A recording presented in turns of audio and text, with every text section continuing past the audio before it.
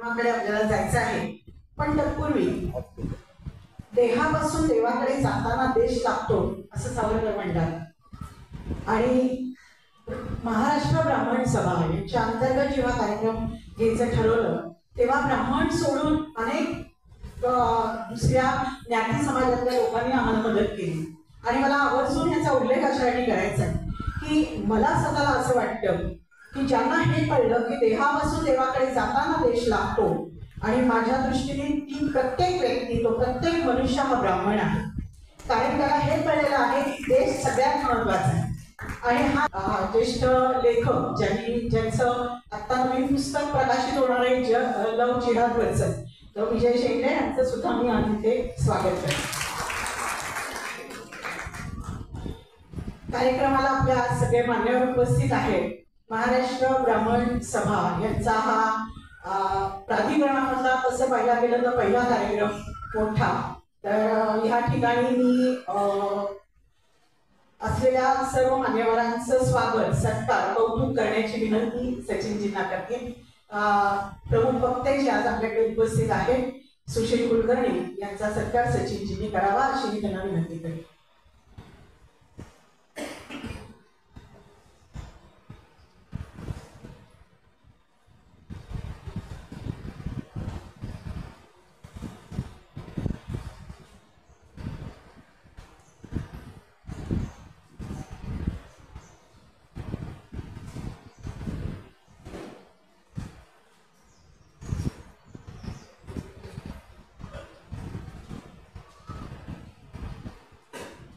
जोरदार टाळ्या.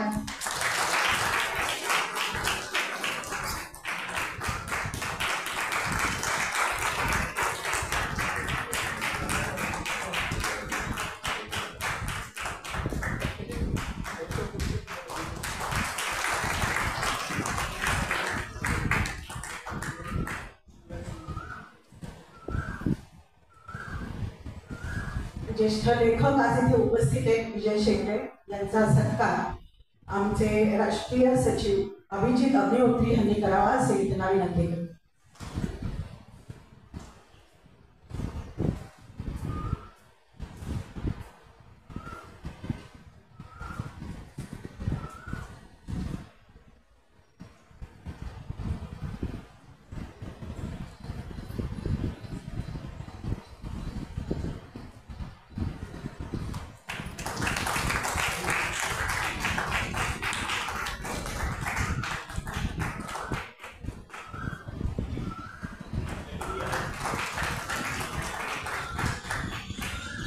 पिंपरी चिंचवड अध्यक्षा शर्वरीताई यांना मी विनंती करते हा कार्यक्रम यशस्वी करण्यासाठी. या कार्यक्रमामध्ये ज्याप्रमाणे आपल्याला आता सुशिक्षितचं व्याख्यान ऐकायचं त्याचप्रमाणे ब्राह्मण समाज कायमच बुद्धिजीवी वर्ग म्हणून ओळखला जातो. त्यामुळे शिक्षणासाठी कायम सहकार्य करण्याची भावना प्रत्येक ब्राह्मण कुटुंबियांमध्ये असते. याच अनुषंगाने आपण परशुराम जयंतीच्या निमित्ताने काही मुलींच्या शिक्षणासाठी, मुलांच्या शिक्षणासाठी आज इथे काही रोख रक्कम त्यांना देणार आहोत. आणि अर्थातच ही रक्कम आम्हाला ज्यांनी स्पॉन्सर केली, ज्यांनी आम्हाला याच्यासाठी सहकार्य केलं त्यांचा सत्कार शर्वरीताईंनी करावा. भारतीताई फरांदे आपल्या ह्या भागातल्या माजी नगरसेविका, महिला बाल कल्याण अध्यक्ष म्हणून ज्यांनी जबाबदारी घेतली होती. कार्यक्रम करतोय म्हटल्यानंतर त्यांनी लगेच सांगितलं की एका मुलीच्या शिक्षणाचा खर्च माझ्याकडनं होईल. जोरदार टाळ्या अशा दाखवत असते.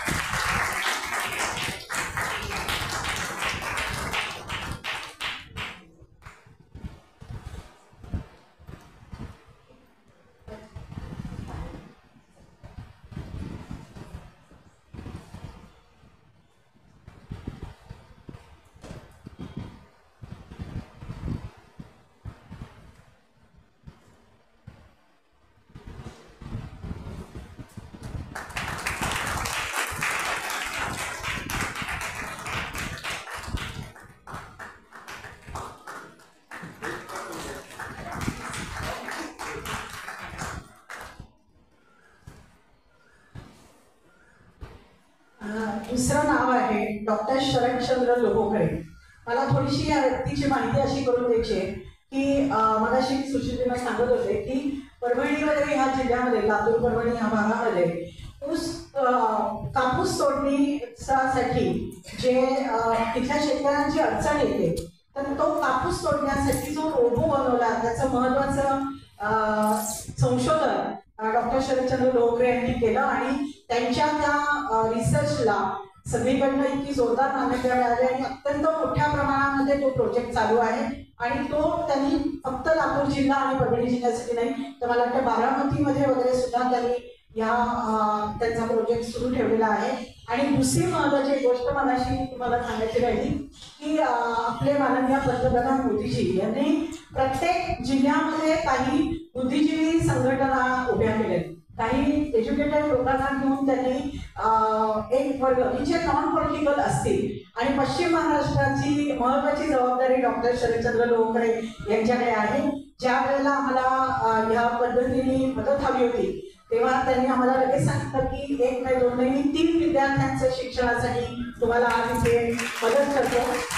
सगळ्यात महत्वाचं असं आहे की त्यांच्याकडे आतापर्यंत गेली 30 वर्षामध्ये किमान 12 मुलींचं शिक्षण, नुसतं शिक्षण नाही सर, तर त्यांच्या लग्नापर्यंत कोकणातल्या मुली त्यांच्याकडे ते घेऊन आले आणि त्यांना पूर्ण त्यांचं संगोपन करून, त्यांचं शिक्षण करून, त्यांच्या लग्नापर्यंत आणि त्यांच्या पुढे नोकरीपर्यंतची सगळी जबाबदारी शरदचंद्र लोहकरे यांनी स्वीकारतात ते. आणि त्यांनी जवळून अशासाठी बघितलं की मला आज अतिशय अभिमान आहे की माझा सख्खा मोठा भाऊ आहे. तर शरदचंद्र लोहकरे यांना विनंती करते की त्यांनी आमच्याकडनं कौतुक स्वीकारावं. सुशीलजींना मी विनंती करेन की त्यांनी त्यांचा सत्कार करावा.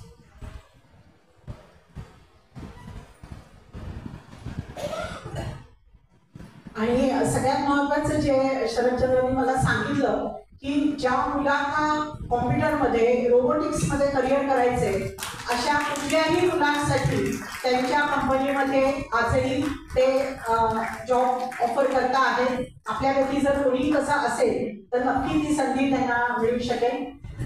धन्यवाद. यानंतरची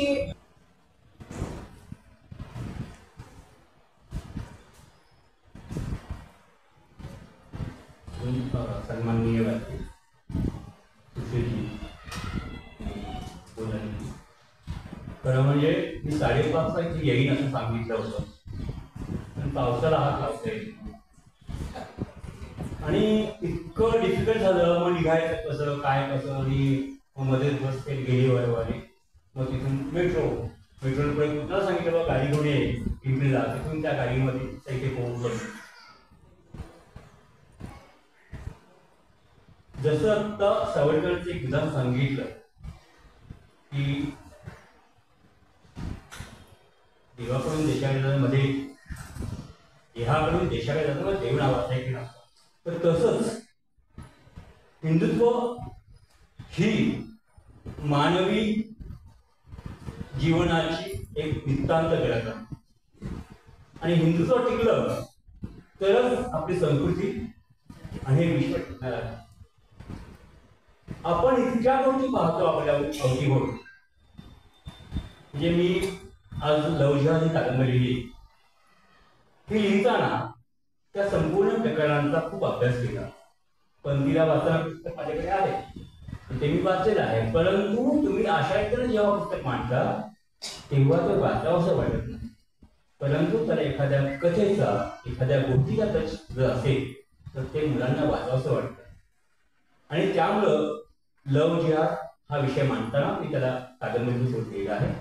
ज्या काही घटना घडलेल्या आहेत त्याच घटना, परंतु त्याला कल्पनेचा फील देऊन ती कादंबरी मांडलेली आहे. मुळात चुकतंय कोणाचं, कुठे चुकतं आहे हे आपण जर आज इथे पाहिलं, माझ्या श्रोता आहे, आपल्या समोर जो काही श्रोता आहे, हा सगळा ॲव्हरेज एज जे आहे ते 50च्या पुढचं आहे. इथं जोपर्यंत सुशीलजी 25-30 कमी येऊन बसत नाही तोपर्यंत परिस्थिती बदलू शकणं फार कठीण आहे. त्यांना काम आहे, त्यांना कॉलेज आहे, अभ्यास आहे. परंतु हीच मुलं तासन तास गेम खेळण्यामध्ये किंवा अन्य गोष्टींमध्ये घालवत असतात.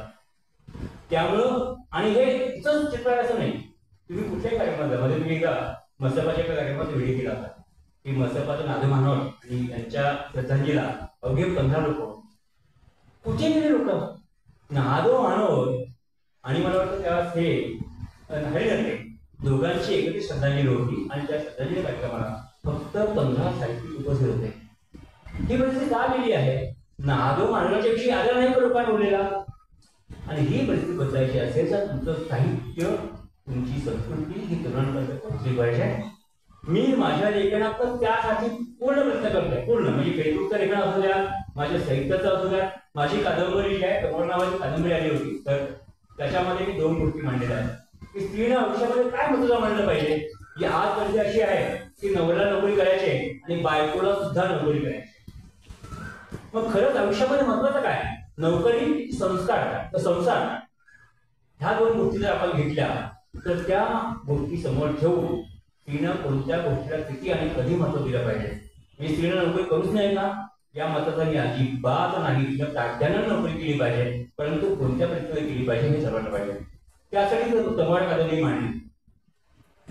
आणि आता ही लव जिहाद कादंबरी आहे जी आम्ही सर अनेक ठिकाणी आव्हान करतो आहोत आणि खूप त्याला चांगला प्रतिसाद मिळतोय की ज्यांना शक्य आहे त्याचा कव्हर मी इथे दाखवायची व्यवस्था करते 5 मिनिटामध्ये. तर ज्यांना शक्य आहे त्यांनी त्या पुस्तकाच्या 5 नव्हे 6 प्रती बुक कराव्या. 6 प्रती यासाठी की 1 प्रत स्वतःसाठी आणि 5 प्रती आपल्या परिसराची जी शाळा असेल त्या शाळेसाठी. बरं शाळेमध्ये पुस्तकं घ्यायची आणि द्यायची असं नाही करायचं. हे मुख्याध्यापक ते घेतील आणि कपाटामध्ये ठेवून देतील त्याचा काही प्रभाव नाही. मग काय केलं पाहिजे तर ती पुस्तकं मुख्याध्यापकांना सांगायचं की तुमच्या शाळेतले 8वीच्या पुढचे वर्ग जे आहेत ते आमच्यासमोर पाहिजे आणि त्या वर्गासमोर काही 50-100 मुलं असतील त्यांच्यासमोर एक तासभर हा संपूर्ण विषय हिंदुत्व आणि लव जिहाद हा त्यांच्यासमोर एक्सप्लेन करायचा आणि मग त्या मुलांच्या समोरच ते पुस्तक वाचण्यासाठी मुलांना आव्हान करायचं आणि ती कादंबरी शाळेच्या ताब्यात द्यायची. जेव्हा मुलांना कळेल की ही कादंबरी हे पुस्तक आपल्या शाळेमध्ये आहे तेव्हा ते वाचण्यासाठी मुलं नक्की पुढाकार घेतील असा मला विश्वास आहे. आणि लव जिहाद कादंबरी जेव्हा वाचतील मुलं तेव्हा त्यांना भारतीय संस्कृतीचं आई वडिलांच्या प्रेमाचं आणि महत्व कळेल आणि लव जिहादचे धोके सुद्धा त्याच्यात. त्यामुळं मी ते पुस्तक घ्याच असं आवाहन करणार नाही, अशी विनंती करणार नाही, परंतु ज्यांना शक्य आहे ज्यांची आर्थिक परिस्थिती चांगली आहे त्यांनी नक्की ते पुस्तक घ्यावं अशी विनंती करेन. एवढं बोलतो आणि थांबतो.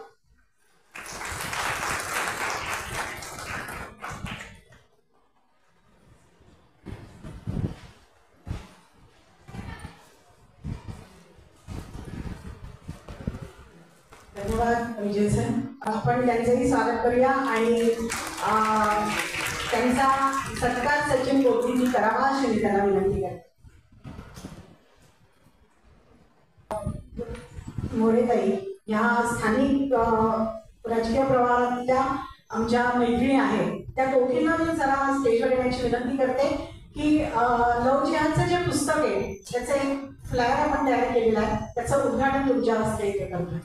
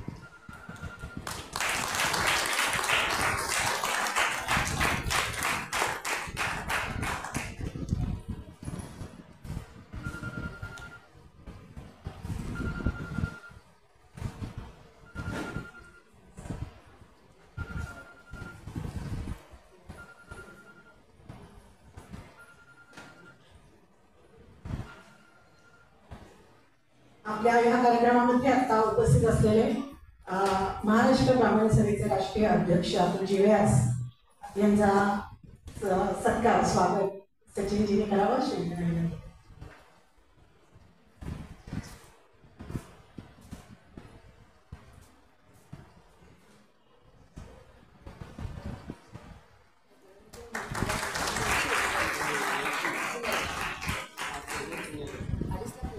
आणि अतुलजींना विनंती आहे की महाराष्ट्र ब्राह्मण सभा याच्याबद्दल माहिती, कारण 15 मध्ये हा मला वाटतं पहिल्यांदाच एवढा आम्ही मोठा कार्यक्रम आयोजित केलेला आहे. त्यामुळे सर्वांच्या मनामध्ये या आपल्या संस्थेबद्दल अनेक प्रश्न आहेत, तर आपण त्या संदर्भात थोडंसं इथे बोला.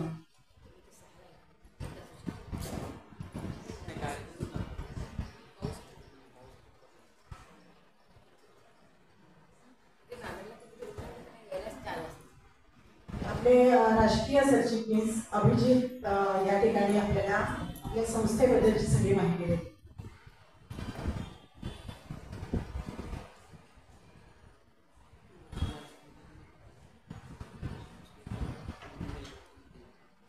महाराष्ट्र ब्राह्मण सभेच्या परशुराम जयंतीच्या कार्यक्रमानिमित्त व्यासपीठावर उपस्थित सर्व मान्यवर सचिनजी, सुशीलजी कुलकर्णी, तसेच विजय सर, संस्थेचे अध्यक्ष श्री अतुलजी आणि उपस्थित सर्व श्रोतेवर सर्वांना नमस्कार. संस्थेची एक संक्षिप्त माहिती जर का आपल्यासमोर जर का ठेवायची तर महाराष्ट्र ब्राह्मण सभा ही 1926 साली स्थापन झालेली एक संस्था आहे. राष्ट्र सूर्य तात्याराव सावरकर म्हणजेच आपले स्वातंत्र्यवीर सावरकर यांच्या प्रेरणेतून ही संस्था स्थापन झालेली आहे.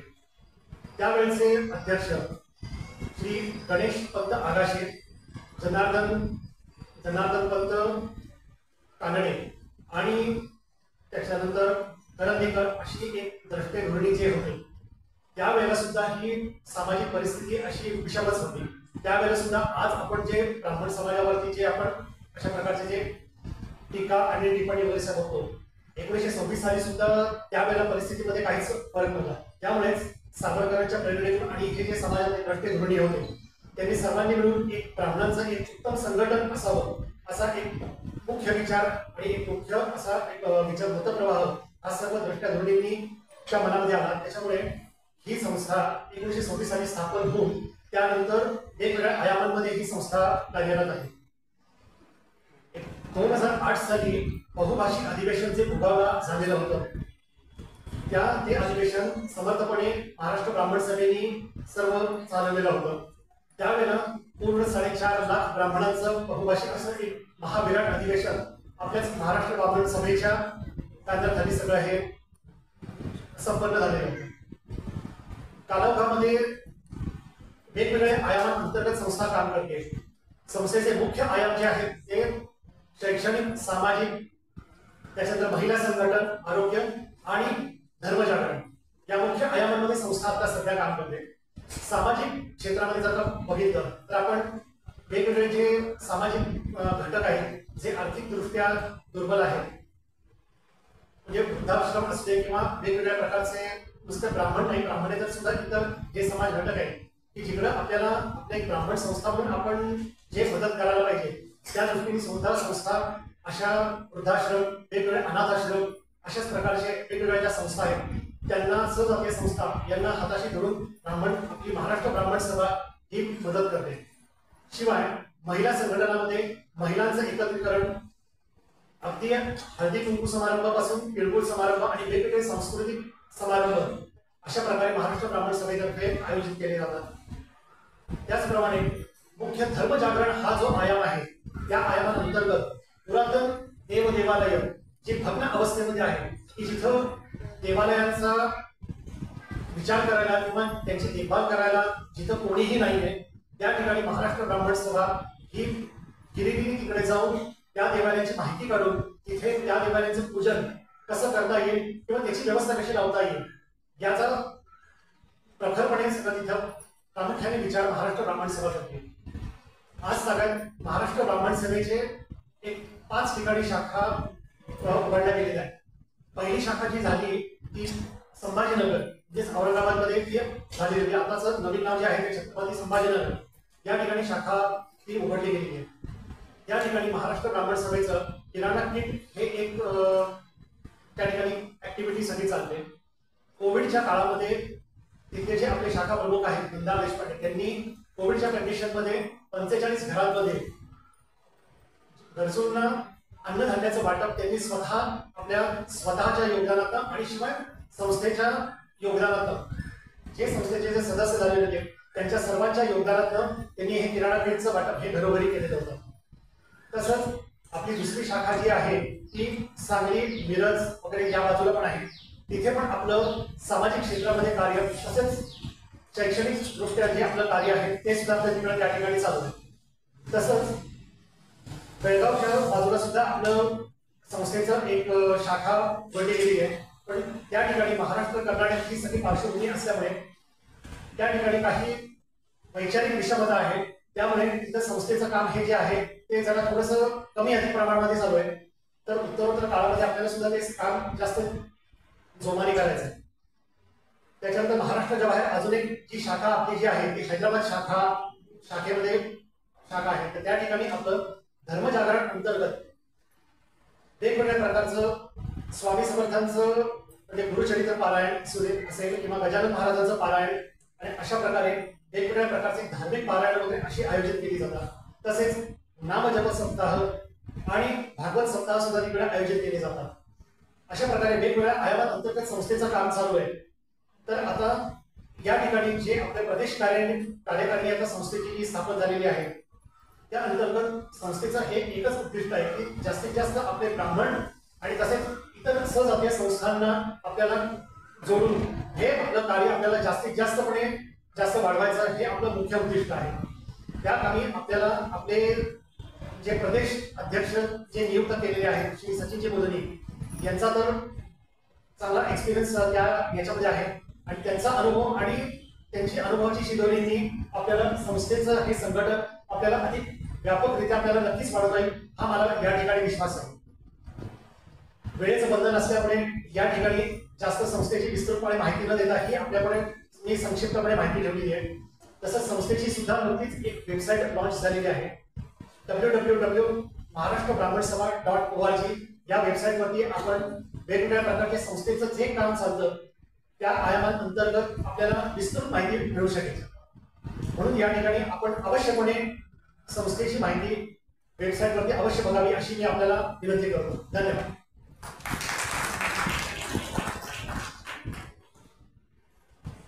अभिजित सर, ज्या मुलीला आपण इथे ब्राह्मण सभेच्या वतीने थोडंसं आर्थिक मदत करणार आहोत, ज्या शिक्षण घेत आहेत त्यांच्या सत्कारासाठी पुढची सूत्र मी गोसावी यांनी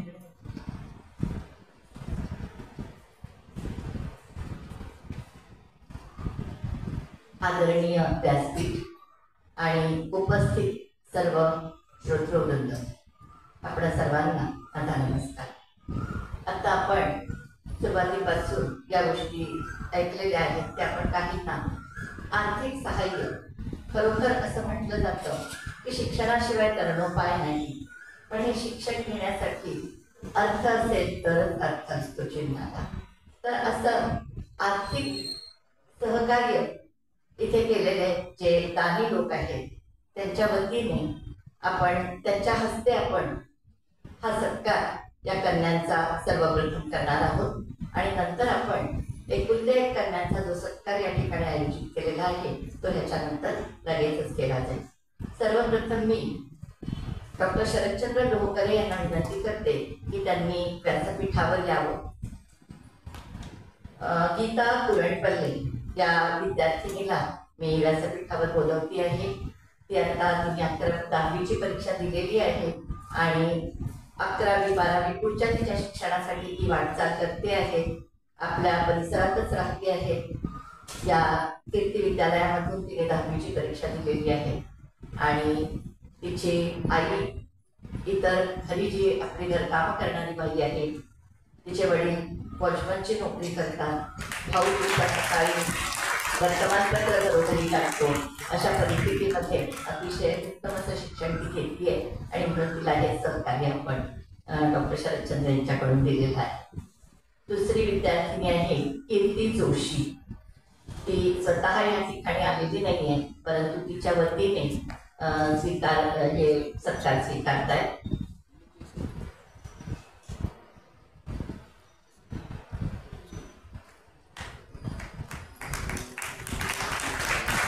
त्यानंतरचं नाव आहे शिवप्रसाद शेवाळे. हा विद्यार्थी या ठिकाणी आला नाही, हा PhD करतो आहे आणि त्याचाही सत्कार शिवप्रसाद शेवाळे यांचा सत्कार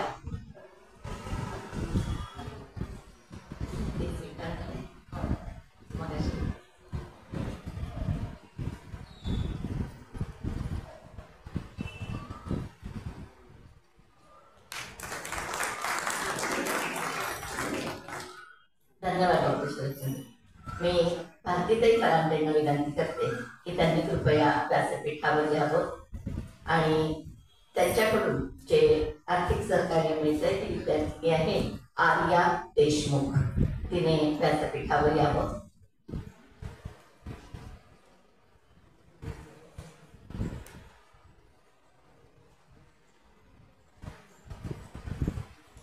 पळती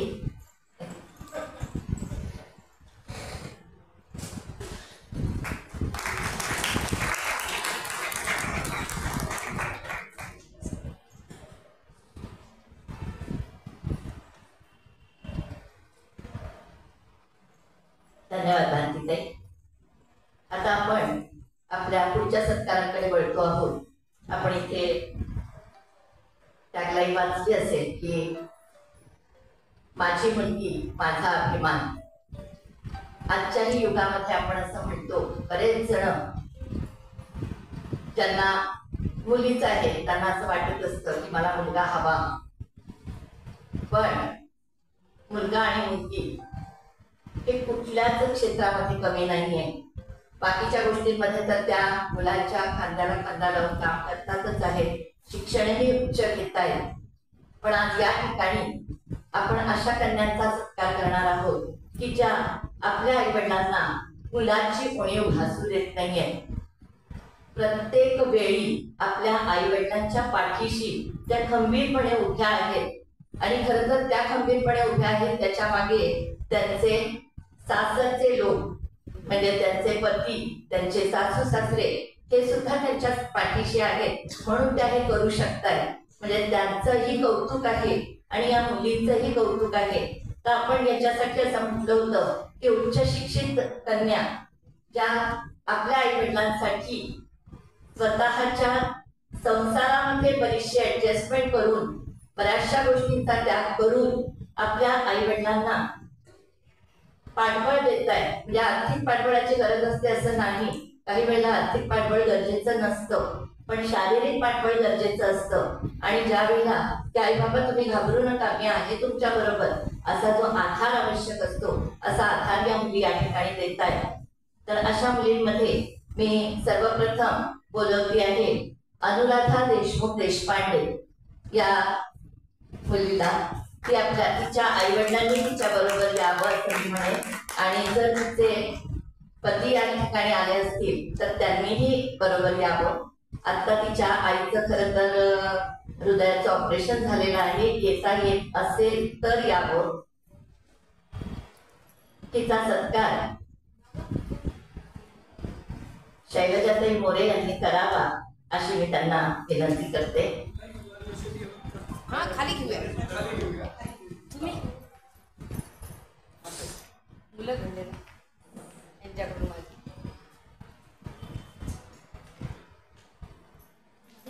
या. सध्या तिच्या आईचं ऑपरेशन झालेलं आहे, हृदयाच्या ऑपरेशनसाठी सुद्धा तिचे 2 मुलं आहेत, तिला एक मुलगा मुलगी. त्या सगळ्यांच्या शिक्षणाची, त्या दोघांचेही सगळ्या शाळा वगैरे बघून दीनानाथ हॉस्पिटलला ज्यावेळेला ऍडमिशन हे झालं ऑपरेशन,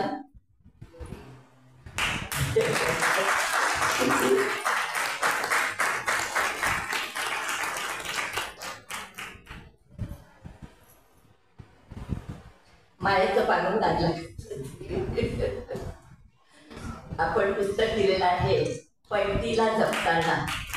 तर आता आई वडिलांनी ही पणती जपलेली आहे, आता ह्या पणतीने आपल्या पुढची पणती जपावी आणि पुढची पडती जपताना त्यांनी काय केलं पाहिजे याच्यासाठी म्हणून मार्गदर्शन या पुस्तकामध्ये असणार आहे. धन्यवाद शैलजाताई. क्षमा असावी, माझा बोलायचा पाठ नाही आहे इथे, पण मी ज्या माध्यमातून इथे उभे राहिलेले आहे, ज्या अनूप आणि समीर, तर ह्यांच्या याच्याशी माझे करत होती. कारण ह्या अनूप आणि समीरला घडवणाऱ्या बाई आहे, म्हणजे आपण जुन्या काळामध्ये म्हणायचो टीचर आहे, त्या आहे. म्हणून आज मी सुरक्षित आणि मोठ्या पदावर आहे, कारण माझ्या मुलं ह्यांच्यामुळे घडलेले आहेत. म्हणून मी इथे कायम राहणार. धन्यवाद. मी पुढची विद्यार्थिनी तिला बोलवतीये, निलिमा पाठक सोमण. तिचा सत्कार मी महाराष्ट्र ब्राह्मण सभेचे प्रदेश सचिव शर्मिलाताई महाजन यांना विनंती करते की त्यांनी हिचा सत्कार करावा. निलिमा पाठक या ठिकाणी तिच्या पतीसह आलेली आहे. ती देखील तिच्या आई वडिलांची एकुलती एक कन्या आहे. आता एक 2 वर्षांपूर्वी तिच्या आईचं निधन झालेलं आहे, परंतु वडील या ठिकाणी प्राधिकरणात असतात आणि वडिलांना ती खरं तर भुगावमध्ये राहते, पण वडिलांना त्या ठिकाणी करमत नाही, म्हणून इथे प्राधिकरणात ती वडिलांबरोबर राहते आपल्या कन्येला घेऊन, आणि तिचे मिस्टर पुण्यात भुगावला आपल्या आई वडिलांना घेऊन राहतात आणि शनिवार रविवार ते एकमेकांना भेटून या पद्धतीने ते दोघेही जण आपापल्या आई वडिलांना अतिशय उत्तम रीतीने सांभाळतायत आणि हे असं सांभाळणं हे खरोखर अभिमानाचं आहे. धन्यवाद शर्मिलाताई.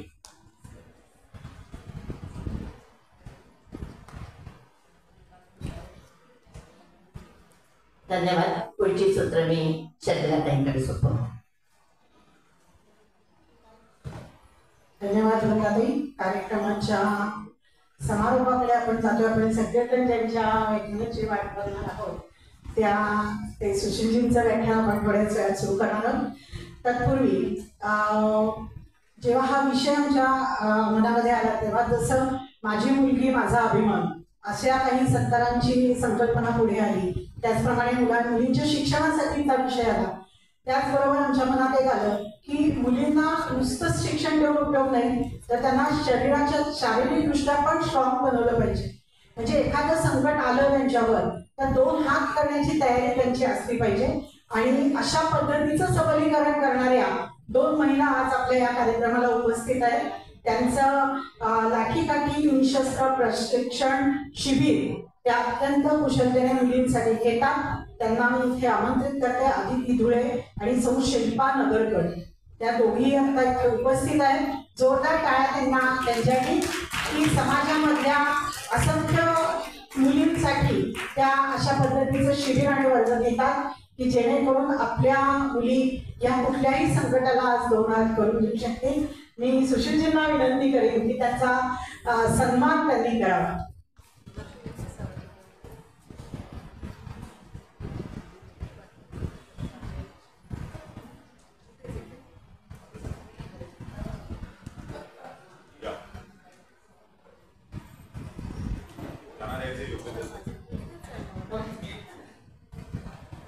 आम्हाला खूप अभिमान आहे तुमच्या तिघींसाठी की समाजामध्ये जसं वैचारिक प्रबोधनाची आवश्यकता असते तशा अशा पद्धतीच्याही काही प्रशिक्षणाची मुलींसाठी गरज आहे.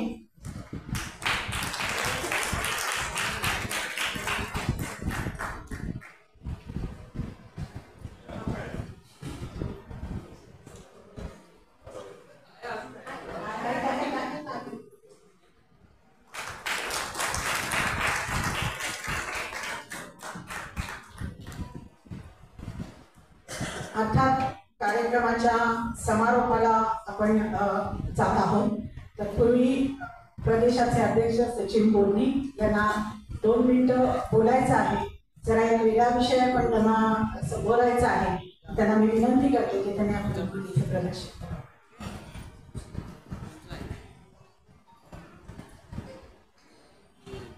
आपल्या सगळ्यांचं आज परशुराम जयंती आणि बसव महाराजांची जयंती निमित्त सगळ्यांचे इथे खूप खूप स्वागत.